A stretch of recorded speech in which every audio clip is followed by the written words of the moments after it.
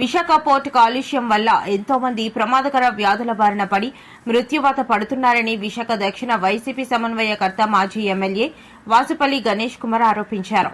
శుక్రవారం జగదాంబ జంక్షన్ వద్ద వాసుపల్లి గణేష్ కుమార్ ఆధ్వర్యంలో పోర్టు కాలుష్యం వల్ల ప్రజలు పడుతున్న ఇబ్బందులను ప్రభుత్వం దృష్టికి తెచ్చేందుకు దక్షిణ వైసీపీ శ్రేణులతో కలిసి మోకాళ్లతో కూర్చొని వినూత్న ప్రదర్శన నిర్వహించారు. పోర్టు కాలుష్యం వల్ల ప్రమాదకర రోగాల బారిన పడి మృతి చెందుతుంటే పట్టించుకోకపోవడం దురదృష్టకరమని మండిపడ్డారు. 10 కోట్ల టన్నుల thermocol, coking coal importing exporting open గా అడ్డాగా తయారు చేస్తారన్నమాట. ఇష్టానుసారంగా నామ్స్ అండ్ రెగ్యులేషన్స్ కి దొంగలు తొక్కి, ఎందుకంటే ministry of pollution control board Pawan Kalyan నిద్రస్తామన్నాడు. మరి అతనికి ఏమైనా ప్యాకేజీలు అందుతున్నాయేమో నాకైతే తెలియదు. కానీ ఎందుకంటే ద రిచెస్ట్ ఆర్గనైజేషన్ ఏమైనా ఉన్నాయంటే it will be the port trust only, see ports అని. సుమారు 15 కిలోమీటర్ల వాటర్ ల్యాండ్ ఏరియా ఉంది విశాఖపట్నం పోర్ట్ ట్రస్ట్కి. చరిత్ర ఉంది. 1914లో స్టార్ట్ అయింది. మేఘాద్రి గడ్డ, అదే ఇన్నర్ హార్బర్, దానికి చక్కనైన ఐలాండ్ అన్నమాట. బ్రేకింగ్ వాటర్స్ ఎప్పుడో మా తాతలు ఉండేటప్పుడు చేశారన్నమాట. అది ఎంతనా అదొక చరిత్ర. ఈ విశాఖపట్నం పోర్ట్ ట్రస్ట్ కాపాడుకోండి.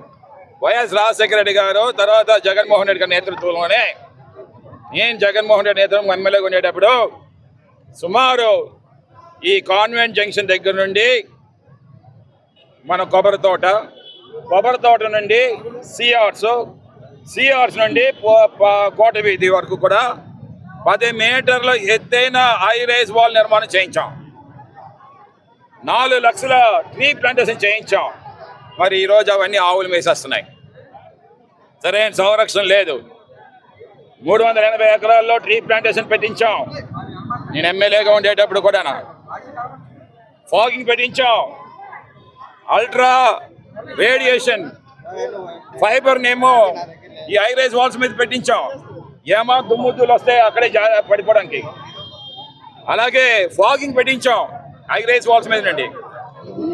కెమికల్ కలిపి, ఉట్టి నీళ్ళు కాదు, ఏదైనా సరే ఈ డస్ట్ పొల్యూషన్ వస్తే అక్కడే అలా జారిపోవడం కోసం అని చెప్పేసి వెహికల్స్ పైకి వెళ్ళేటప్పుడు స్ప్రింక్లర్స్ కింద టైర్లన్నీ కూడా కడిగించి పంపించేవారు. సుమారు రోజుకు 250 వాటర్ ట్యాంకర్స్ ఏమో పూర్తిగా ఆ ఏరియా అంతా కూడా స్ప్రింక్లింగ్ చేయించేవారు. ఏమాత్రం ఐరన్ పడుతునేటప్పుడు దాని మీద స్ప్రింకిల్స్ వచ్చేదన్నమాట. ఇప్పుడు అవన్నీ గాలికి వదిలేశారు. కనీసం దాని మీద టార్పులిన్ లైట్లే చూపిస్తాను. టార్పులిన్ లైట్ లేదు.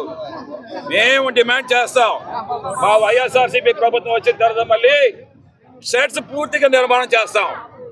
ఓపెన్ ఏరియా స్టాక్ యార్డ్స్ ఉండకూడదు. పూర్తిగా నిర్మాణం చేసే బాధ్యత వైఎస్ఆర్సీపీ గవర్నమెంట్ తీసుకున్నది. ఈరోజు కోట వీధి, లక్ష్మీ డాకేస్, అంబుసరంగ వీధి, కొబ్బరి తోట, ఈ అల్లిపురం ప్రాంతాలన్నీ కూడా గొగ్గోలు పెడుతున్నాయి. కంచరపాలెం వరకు కూడా బ్లాక్ లంగ్ క్యాన్సర్స్ వస్తూ ఉన్నాయి. Carbon monoxide, nitrogen oxides, magnesium oxides, అలాగే థర్మోకోల్, పెట్రో కెమికల్స్, ఇవన్నీ కూడా ఈ ధూళి పట్టడం వల్ల ఏంటంటే బ్లాక్ లంగ్ క్యాన్సర్స్ వచ్చి ఎంతో మంది మన కేజీహెచ్లో కానీ, టీబీ హాస్పిటల్లో కానీ ఊపిరాడక చచ్చిపోయిన వాళ్ళు ఉన్నారు. ఇవన్నీ కూడా ప్రభుత్వ హత్యల కింద చూడాలన్నమాట. నేను చిత్తశుద్ధి ఉంటే పవన్ కళ్యాణ్ని ఒకసారి విజిట్ చేయవయ్యా. మా బోటు వాళ్ళని, ఎక్స్పీరియన్స్ ఉండే వాళ్ళని, ఎడ్యుకేటెడ్ పిలవయ్యా. 12 గంటల గాలి సముద్రం వైపు వెళ్తుంది. 12 గంటల గాలి సముద్రం నుండి భూమి మీదకి వస్తుంది. వచ్చేటప్పుడు ఈ పొల్యూషను ఆంధ్రప్రదేశ్ కూడా చెక్ చేయించారు. 20 కిలోమీటర్ల వరకు కూడా 6 ప్లేసెస్లో టెస్ట్ చేస్తే 30% ఏమో పైన ఉంది, 70% వాటర్లోకి వెళ్ళిపోయిందట. అంటే నీటిలో బయో అజాడు కూడా వస్తుందన్నమాట చేపలు చచ్చిపోవడానికి. 60 మైక్రాన్స్ పర్ క్యూబిక్ మీటర్ కంటే ఎక్కువ ఉంటే గాలిలోని డేంజర్ బెల్ట్స్ అన్నమాట. ఇక్కడ 70-75 ఉన్నది. అర్థం చేసుకోండి. నేను ఆ రోజు వైఎస్ఆర్సీపీ గవర్నమెంట్ ఉండేటప్పుడు 4 ఎయిర్ మానిటరింగ్ కంట్రోలింగ్ సెంటర్స్ని ఏర్పాటు చేయించాం.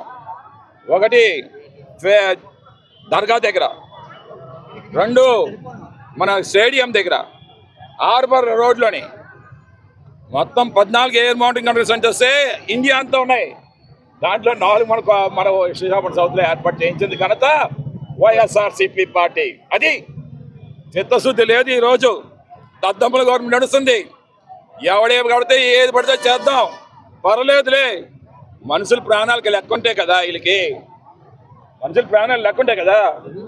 ఎవడో టెర్రరిస్ట్ వచ్చి కాశ్మీర్లో 10 మంది చంపేస్తే ఓ మోడీ గారు కాలు ఎగరేసి వస్తారు, అమిత్ షా కాలు ఎగేస్తారు, ఇతను వెళ్ళి బుక్కే అందించేస్తాడు చంద్రబాబు నాయుడు, పవన్ కళ్యాణ్.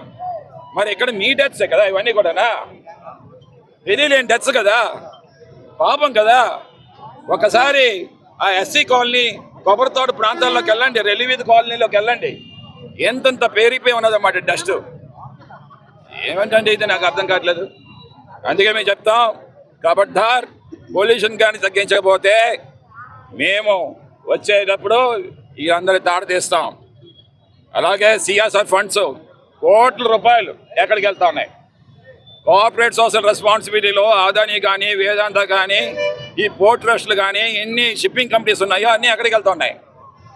అడిగేవాడే షిప్పింగ్ కంపెనీలోనేమో ఈరోజు లారీలు నడుపుతున్నాడు. ఎమ్మెల్యే స్థాయిలో ఉండి అడిగే స్థాయిలో ఉండేవాళ్ళు, they are the voice of the people, but they are making business with the port trust. So they have no voice now because they are living on that port. మనిషి చచ్చిపోయినా పర్లేదు, ప్రజలు కన్విప్ చేయాలి. ఎమ్మెల్యే పోర్ట్తో బిజినెస్ చేస్తే ఇంక నీకేం అధికారం ఉంటుంది? చేయవయ్యా, బిజినెస్ చేయాలంటే ఇంకేదైనా వండించే మార్గాలు చేయి. కానీ ఉన్న కాన్సెన్స్లోని way pollution is very high, it is killing the people. when the air is free, why it should be privilege? అందుకే బాబాసాహెబ్ అంబేద్కర్ అన్నట్లుగా ఏంటంటే, for this air pollution, educate, organize and agitate. ఈ కార్యక్రమాన్ని మనం చేస్తున్నాం మేము ఈరోజు వైఎస్ఆర్సీపీ పార్టీ తరఫున. జై జగన్.